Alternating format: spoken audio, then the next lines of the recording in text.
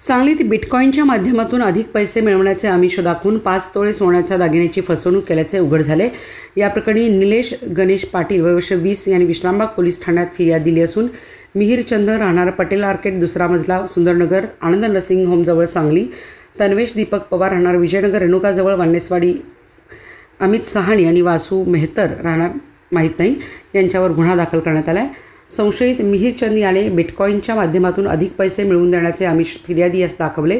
त्यामध्ये पैसे गुंतवण्यासाठी फिर्यादीच्या आईचा दागिना गहाण ठेवण्यास प्रवृत्त करून फिर्यादीचा विश्वास संपादन केला आणि फिर्यादीच्या आईचे 5 तोळे सोन्याचे गंठण घेऊन संशयित मिहीर याने तन्वेश, अमित सहाणी, वासू मेहतर यांच्यामार्फत लक्ष्मी ज्वेलर्स या सोन्याच्या दुकानात तो दागिना गहाण ठेवून त्याच्यावर 2 लाख रुपये काढले असे फिर्यादीस सांगून त्यापैकी फक्त 63,000 रुपये फिर्यादीस दिले आणि उर्वरित पैसे संशयितांनी परस्पर खर्च केले।